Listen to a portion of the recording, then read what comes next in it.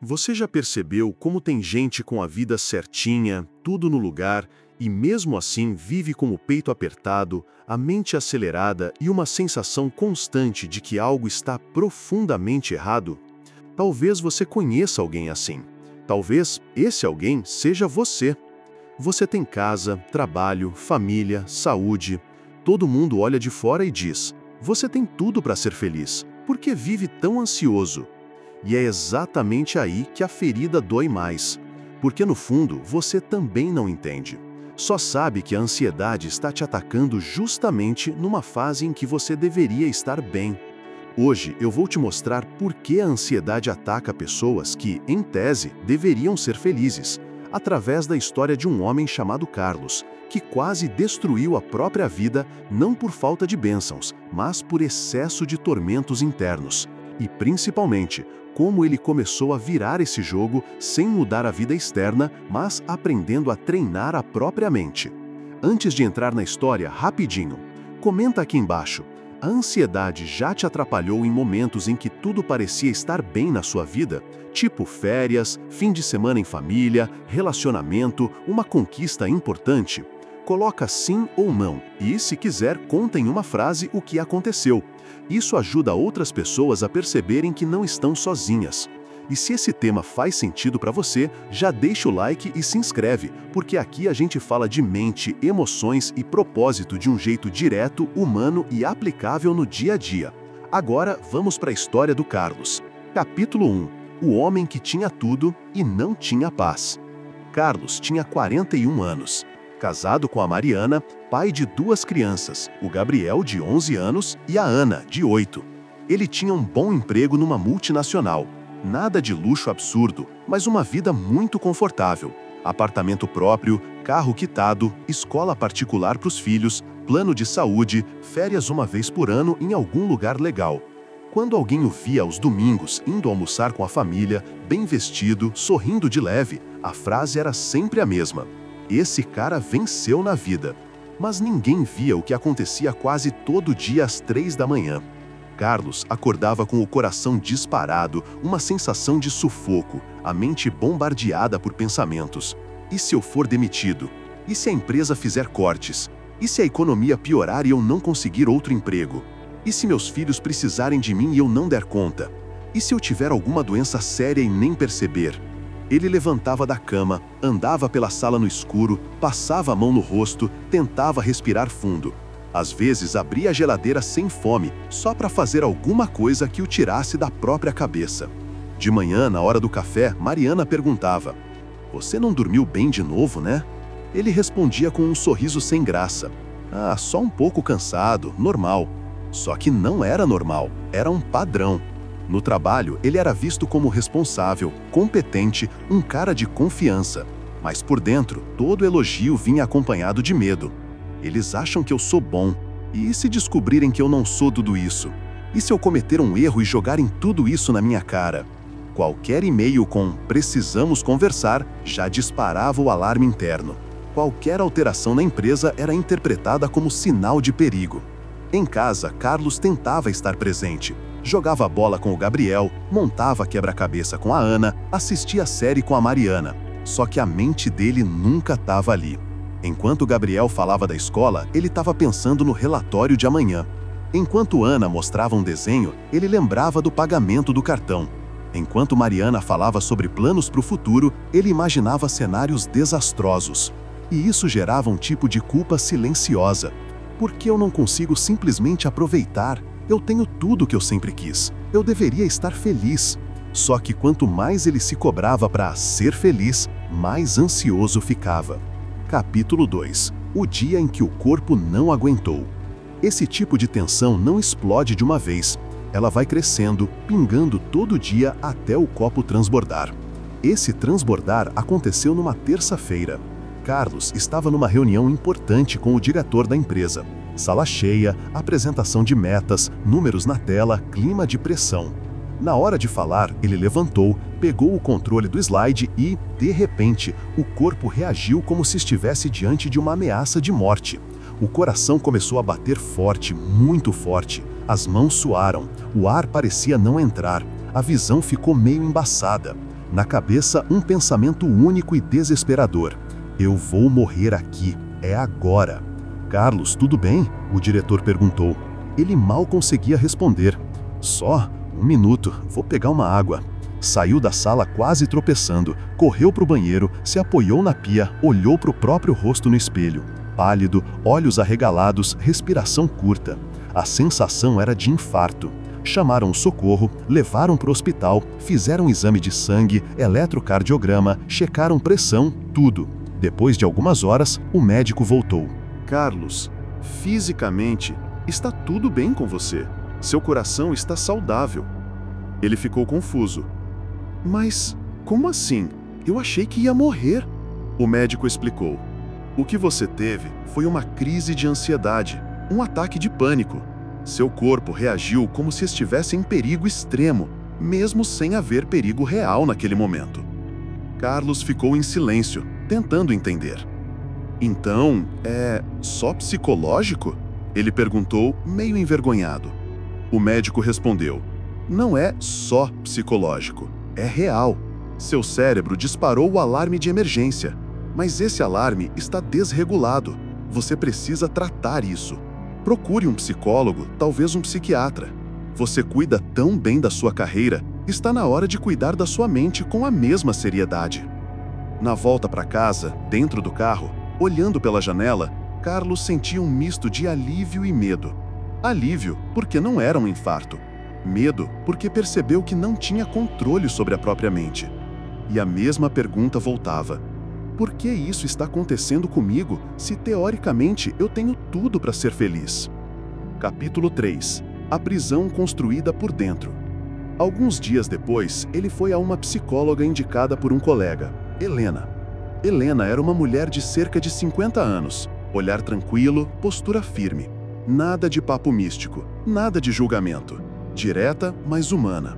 Na primeira sessão, Carlos despejou tudo.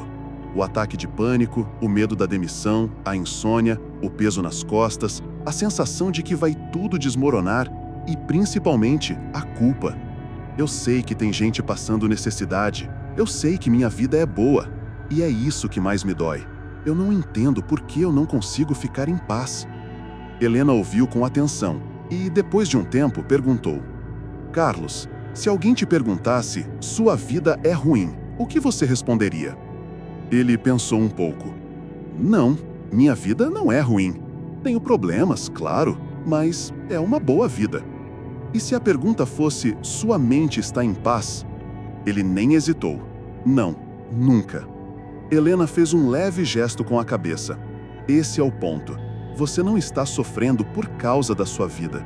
Você está sofrendo apesar da sua vida. Essa frase ficou ecoando. Ela continuou. Tem um conceito budista muito antigo chamado dukkha. Muita gente traduz como sofrimento, mas não é só isso. Dukkha é aquela sensação constante de que tem algo errado, mesmo quando aparentemente está tudo certo. Como um carro com a roda desalinhada. Ele anda, mas treme todo o tempo. Ela pegou um papel e desenhou 3 círculos. Existem 3 tipos de dukkha. Vou simplificar. O sofrimento óbvio. Doença, morte, acidente, fome, tragédia. Não é o seu caso agora. Você não está no meio de uma catástrofe externa.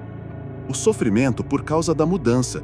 Quando você está em algo bom, mas sofre antecipadamente porque sabe que aquilo vai acabar. Tipo nas férias, que eu passo metade do tempo pensando na volta ao trabalho? Carlos perguntou. Exatamente, respondeu ela. O sofrimento criado pela própria mente, o tal do Sankhara Dukkha. É quando a mente não para, não se satisfaz, não relaxa nunca, ela explicou. Ela transforma tudo em motivo de preocupação. Mesmo os melhores momentos viram fonte de medo. Ela o encarou. Carlos, sua vida não é o problema principal. O problema é que sua mente virou uma prisão. Silêncio. Ele engoliu seco. Era duro ouvir isso, mas fazia sentido. Então, o problema não é que eu não tenho motivo para ser ansioso? Ele perguntou. Isso, Helena respondeu. O problema é que seu cérebro foi treinado por anos para viver em alerta máximo. A ansiedade não te ataca do nada. Ela é, em grande parte, o resultado de um hábito mental. Ela completou. A questão é, Você quer continuar sendo refém da sua mente ou quer aprender a ser o treinador dela? Capítulo 4. Por que a ansiedade escolhe quem deveria estar bem? Em uma das sessões, Carlos fez a pergunta que estava entalada há tempos. Helena, por que parece que tanta gente como eu, que tem casa, família, emprego, vive nessa angústia? Não era para justamente esse tipo de pessoa estar mais tranquilo? Ela respondeu: justamente por isso, Carlos. Você tem muita coisa. E tudo aquilo que a gente tem medo de perder, a ansiedade abraça. Ele franziu a testa. Ela continuou: você tem família, trabalho, reputação, estabilidade. Isso é maravilhoso. Mas o lado sombra disso é medo de perder. Seu cérebro passou anos aprendendo que é sua responsabilidade manter tudo isso de pé, prever problemas, antecipar riscos, se preparar para qualquer possibilidade. Ela deu um exemplo. Essa capacidade de prever problemas te ajudou a crescer profissionalmente, mas sem treino, essa mesma habilidade vira um filme de terror 24 horas por dia. Então a ansiedade é um tipo de superprevisão descontrolada? Ele perguntou. Em parte, sim. É como se você tivesse um detector de fumaça interno muito sensível. O mínimo cheiro de queimado, ele dispara o alarme de incêndio total. Só que, muitas vezes, nem tem fogo. É só a torrada passando do ponto. E ela ainda acrescentou: tem outro ponto. Quando você tem tudo para ser feliz e não está feliz, nasce um sofrimento extra. A culpa por não conseguir ser feliz. Carlos respirou fundo. Era exatamente o que ele sentia, mas nunca tinha conseguido colocar em palavras. Capítulo 5. O treino começa. Mente macaco, treino de 10 minutos. Depois de algumas sessões de entendimento, Helena foi direta. Carlos, chegou a hora de parar de só entender e começar a treinar. Treinar o quê? A mente. Hoje a sua mente é o que os textos antigos chamam de macaco bêbado picado por escorpião. Inquieto, agitado, pulando o tempo todo de galho em galho. Ele riu. Parece mesmo. Pois é. E você quer que esse macaco sente, fique quieto e colabore por boa vontade. Não vai rolar. Você precisa domesticar esse macaco. Isso é treino. Ela explicou o primeiro exercício. Todo dia, durante 10 minutos, de preferência pela manhã, você vai sentar num lugar tranquilo, fechar os olhos e observar sua respiração. O ar entrando, o ar saindo. Só isso? Só isso. E é aí que você vai perceber o tamanho da bagunça. Em menos de 1 minuto, sua mente vai estar pensando em contas, trabalho, problemas, lembranças, futuros imaginários. Ela completou. A cada vez que você perceber que se perdeu e voltar para a respiração, você está treinando. Isso é como fazer uma repetição de musculação. O objetivo não é não ter pensamentos. O objetivo é perceber quando foi sequestrado e voltar. Depois, ela passou o segundo exercício. Escolha um momento do seu dia para ser seu campo de treino de presença. Por exemplo, o jantar com a família. Durante o jantar, repare quando a mente for embora, trabalho, futuro, medos, e traga ela de volta para a mesa, para os rostos, para as vozes, para o sabor da comida. Carlos saiu da sessão desconfiado e, ao mesmo tempo, esperançoso. Era simples, mas pela primeira vez ele tinha algo concreto para fazer. Capítulo 6. Pequenas vitórias, grandes mudanças. Nos primeiros dias, foi um desastre. Ele sentava, fechava os olhos e em poucos segundos estava criando listas de tarefas, lembrando e-mails, imaginando problemas. Só que algo diferente começou a acontecer. Ele passou a perceber a bagunça. Antes era tudo automático. Agora ele via a mente funcionando. Aos poucos, no meio do dia, durante uma conversa tensa no trabalho, ele conseguia perceber. Meu coração acelerou. Minha mente está criando um filme. Mas por enquanto é só um pensamento, não é fato. No jantar, quando a mente ia embora, ele respirava e voltava. Gabriel, o que você estava falando mesmo? Eu quero ouvir. Na primeira vez que fez isso, a esposa olhou surpresa. Gabriel abriu um sorriso e recomeçou a história. Era uma pequena mudança para fora, mas por dentro parecia enorme. Algumas semanas depois, Carlos comentou com Helena: "Eu ainda sou ansioso, ainda tenho medo, mas agora, de vez em quando, eu consigo escolher não alimentar o pensamento." Ela sorriu. "Isso é gigante, Carlos. Você não virou outra pessoa. Você começou a recuperar o volante." Capítulo 7. Kaizen, Ikigai e a recaída inevitável. Com o tempo, veio um novo desafio: a impaciência. "Eu queria já estar curado, sabe?" ele disse numa sessão. "Aí eu tenho um dia ruim e parece que nada disso valeu a pena." Helena então apresentou 2 conceitos simples, mas poderosos. Kaizen, melhoria contínua de 1% por dia. Você não vai de mente em caos para mente em paz do dia para o outro, ela explicou. Assim como você não ficou ansioso da noite para o dia, foi acumulado. O caminho de volta também é acumulado. 1% mais presença, 1% mais consciência, 1% menos julgamento. Ikigai, motivo para acordar de manhã. "Para quem você quer se tornar um homem mais presente, mais calmo?" ela perguntou. Carlos respondeu sem hesitar: "Para os meus filhos. Não quero que a memória de infância deles seja de um pai sempre tenso, cansado, ausente de cabeça." "Então guarda isso", disse Helena. "Nos dias em que der vontade de desistir, lembra, você não está fazendo esse esforço só por você. Você está fazendo por quem você ama." Tudo parecia caminhar bem, até a vida testar. A empresa passou por uma fase de pressão extrema, prazos apertados, boatos de corte. Velhas sensações voltaram: insônia, taquicardia, pensamentos de desastre. Carlos pulou 2 dias de treino mental. Depois mais 2. Quando viu, já tinha voltado ao piloto automático. Sentiu que tinha falhado, pensou em largar tudo. Na sessão seguinte, quando contou isso, Helena respondeu: "Carlos, recair faz parte do processo. Você não voltou para o zero. Sabe a diferença? Antes, você nem percebia o que estava acontecendo. Agora, você percebe, busca ajuda, tenta retomar. Isso é evolução." Ela finalizou: "Não é sobre nunca cair, é sobre sempre levantar." Capítulo 8. O momento em que tudo fez sentido. Um dia, aconteceu algo simples, mas que marcou a virada. Gabriel chegou da escola com um papel na mão. "Pai, chegou a data daquele evento da minha redação, lembra? Era a apresentação dos alunos que se destacaram num concurso interno." Naquele momento, Carlos sentiu o velho filme querendo começar. E se ele se sair mal na apresentação? E se travar? E se todo mundo rir dele? E se isso traumatizar ele para sempre? Por alguns segundos, a mente acelerou, mas dessa vez, ele percebeu. Respirou. Lembrou do Ikigai, lembrou do Kaizen. Em vez de despejar pressão, ele olhou para o filho e falou: "Filho, eu quero que você saiba uma coisa. Independente de como for, eu já tenho orgulho de você por ter escrito essa redação e ter sido escolhido. O resto é detalhe." Gabriel sorriu, meio sem entender, mas feliz.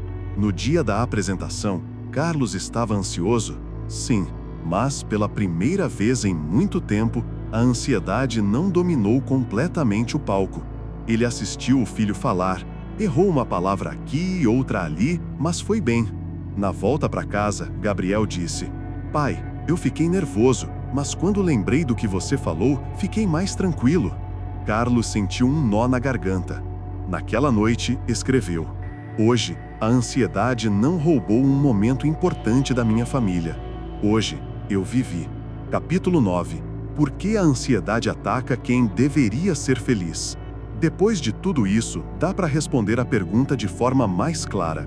Por que a ansiedade ataca pessoas que, em tese, deveriam ser felizes? Por quê? Elas têm muito a perder, e o cérebro entra em modo proteção exagerado. Elas nunca foram ensinadas a treinar a mente, apenas a acumular responsabilidades. Existe um abismo entre a vida externa e a vida interna. No papel está tudo certo, na mente, tudo em caos.